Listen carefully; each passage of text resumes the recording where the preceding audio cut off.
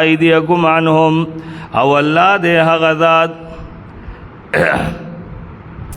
دلته کې چې د حدیبیه په مقام باندې صلح وشوه او جنگ ونشو نو دغه دیاونو نه د جنگ د ایثارولو حکمتونه الله ذکر کوي چې الله دا جنگ ولی ایثار کو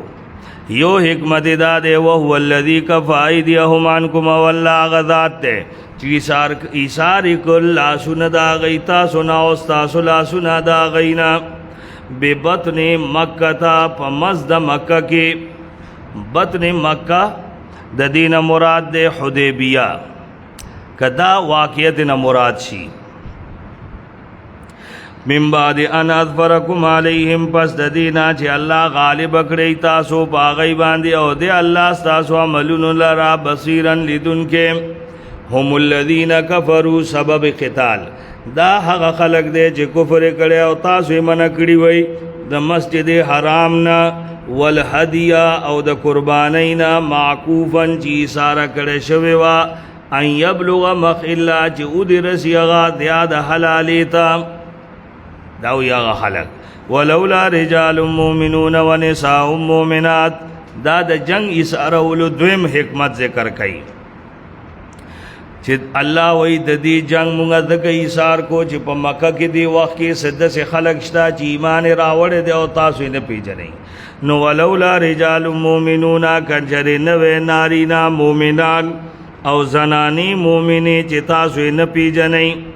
نو کد نو ان تطؤهم چې تاسو به د قدمونو لاندې پیمال کئ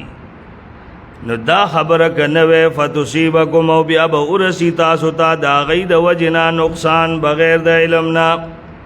کدا نوے نو الله بتا سولا دا جنگ نو ایثار کړي لیدخل الله فی رحمتی دې د پاره چې الله داخل کی بخبل رحمت کی من یشاء سوک چې واړي لو تزیلوا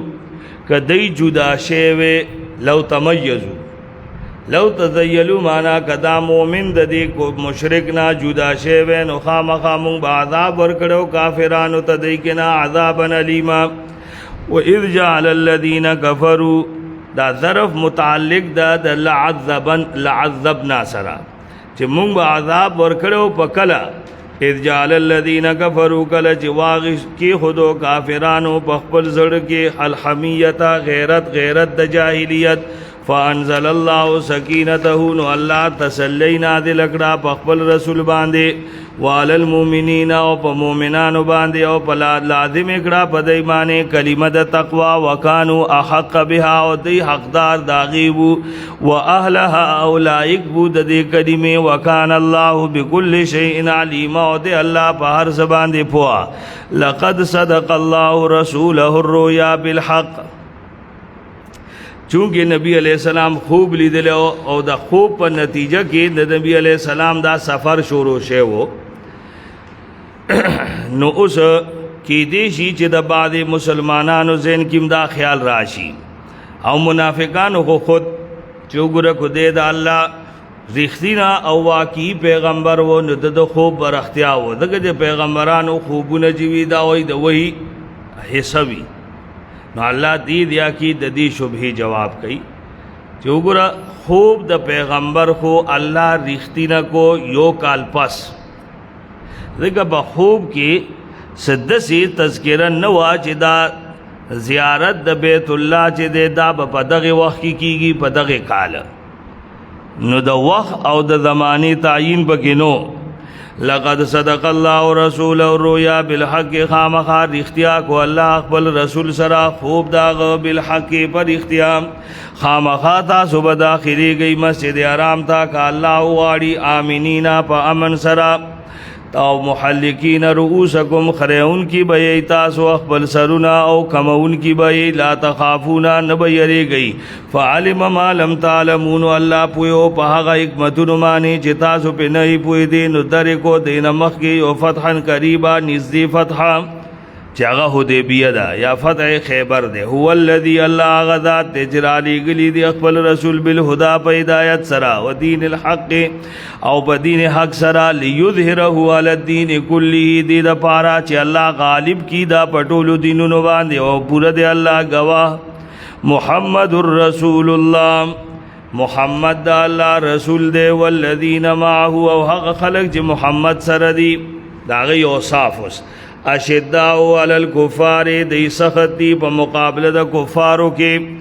او رحماء بینهم ترسناک دی په خپل منځ کې دا یو بل سره لازم ملزوم صفاتونه دي چې څومره د کفار په مقابله کې د شدت وی نو دم ربا رحماء بینهم وی او که د کافر د پاره د زړه نرم دی نو مسلمان لبه زړه سخت وي دیو بیا د کافرو خبرې نه کوي او د خپل مسلمانانو سره جنگ کی ټوله زندگی تیر کی رحماء بینهم تراهم رکعا سجدا تبغور دیلرا رکوع کون کی سجدہ کون کی چې لټي بدی فضل د الله او رضوان سیماهم فی وجوههم ددی نخې ددی پت مخونو کی دی من اثر السجود یعنی اثرات د سجدو دین عام طور باندې دی تندی کې آغا تور داغ مراد غشتر کیږي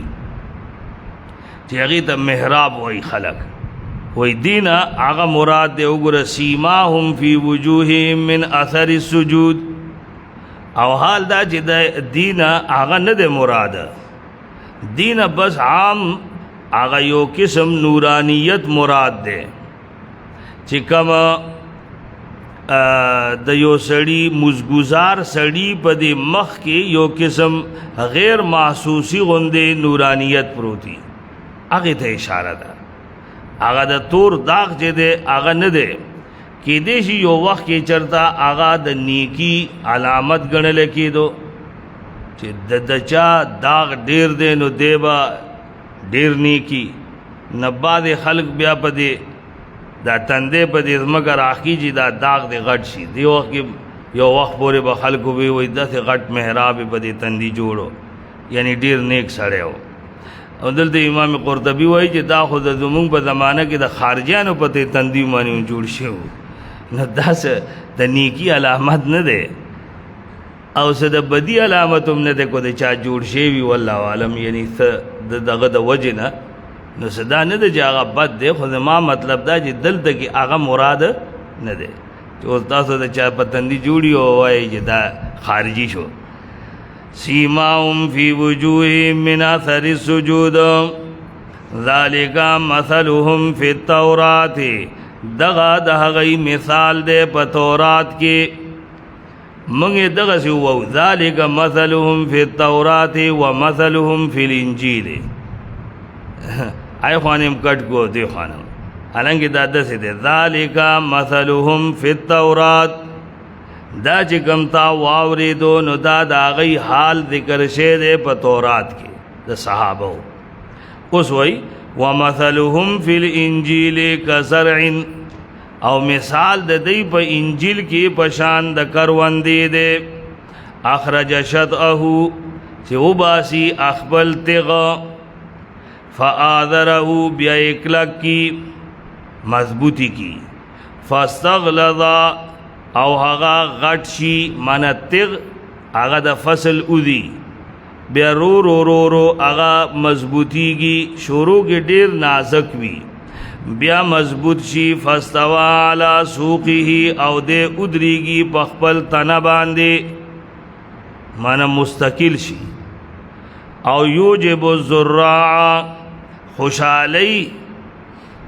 زمیدار لرا د زراع دغه معنی ده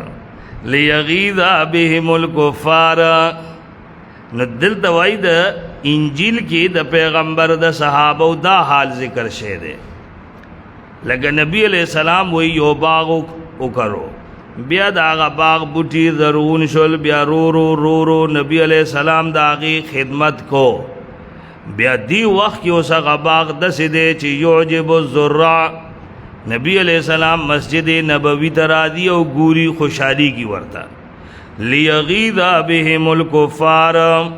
چې غصه شي په دای سره غصه ورکی دای سره کافر وتا کافر په غصه کوي او پیغمبر په خوشحالی کی دی آیت نه استدلال کړو امام مالک چې ما من اصبح من الناس وفي قلبه غيظ من اصحاب رسول الله فقد اصابته هذه الايه چې یو سړی په داسې حال کې وي چې داغه په زړه کې د صحابي غیظ او کینا او بغض وي نو دې آیت هغه ته شامل دی چې وليغيظ بهم الكفار معنا هغه کافر دی. ځکه د مسلمان سړی د صحابو کې نه یو صحابي سره کینا او بغض دا تصور نشي کېده. وعد الله الذين آمنوا وعملوا الصالحات منهم وعده کړي الله هغه چا سره چې ایمان راوړي عملونه کړي نیک منهم یعنی دی مغفرتن د بخنه و اجرا عظیما او د اجر غټ دا الله وې دوی سره وعده دا د اجر عظیم. سو بجې د مون تفریقی ګوشه عام روزو کې لسنی میں لس